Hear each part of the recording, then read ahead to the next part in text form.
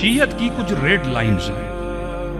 یہ مسئلہ لوجیکل بھی ہے اور مسئلہ عقلانی بھی ہے, اور صاحب حکمت اس مسئلے کو سمجھ سکتے ہیں. اس قوم کے کئی لوگ جو ہیں وہ غلط راہ پہ چلے جاتے ہیں, اپنا پیسہ غلط لوگوں پہ ضائع کر دیتے ہیں, اپنا بھی نقصان کرتے ہیں, قوم کا بھی نقصان کرتے ہیں. تم نے صرف امامہ نہیں دیکھنا, تم نے صاحب حکمت افراد کو دیکھنا ہے. تم نے صرف علم نہیں دیکھنا, تم نے یہ دیکھنا ہے وہ اس خط پر بھی ہے کہ نہیں ہے.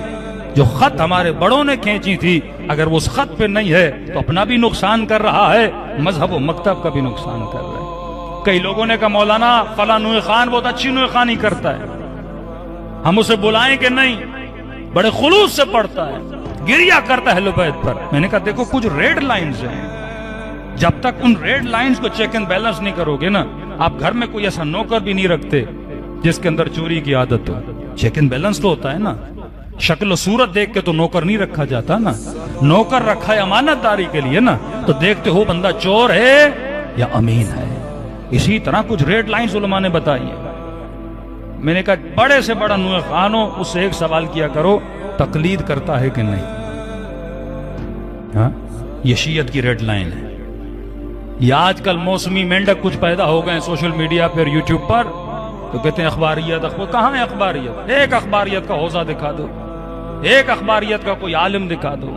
کچھ بھی نہیں, اخباریت ختم ہو گئی.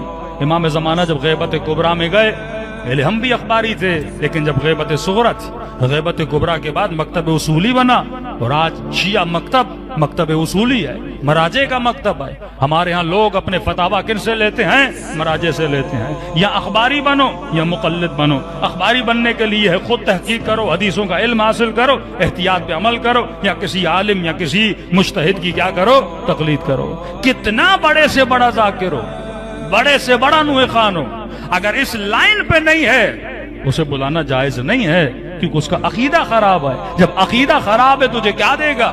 وہ خراب چیزیں دے گا. تم نے صرف آواز کو تو نہیں دیکھنا نا, تم نے صرف شکل و صورت کو تو نہیں دیکھنا, تم نے یہ دیکھنا ہے امام زمانہ جو فرما کر گئے ہیں کہ اے شیعوں میں غیبت کبریٰ میں جا رہا ہوں. اب غیبت کبریٰ میں جانے کے بعد کہ مولا آپ کے نائب بھی نہیں ہیں, 4 نائب بھی دنیا سے جا چکے, اب ہم کسے فالو کریں؟ تو امام نے کہا اسے فالو کرنا صائنا لنفس, جس کے اندر ہوا و ہوس نفس نہ ہو, جو مال کا پجاری نہ ہو. دوسرا یہ ہمارے اخبار کے علوم میں مہارت رکھتا ہو. اب یہ تیری مرضی ہے, معاشرے میں جا کر ڈھونڈ, تقویٰ بھی ہو, علم بھی ہو, حکمت بھی ہو, اور ساتھ ساتھ میں اخبار اہل بیت یعنی احادیث اہل بیت کی مہارت بھی رکھتا ہو, تاکہ تم اگر اس سے کوئی فقہی مسئلہ پوچھو وہ اخبار کی مہارت کو دیکھتے ہوئے تمہارے سامنے کیا رکھے؟ فتویٰ رکھے. اب ہوتا یہ کہتے مولانا مجتہد تو بہت ہیں.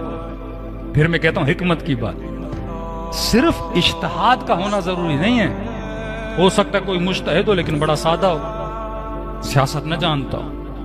آج معاشرہ سوشل میڈیا کا ہے, آج دنیا ایک ولیج بن چکی ہے.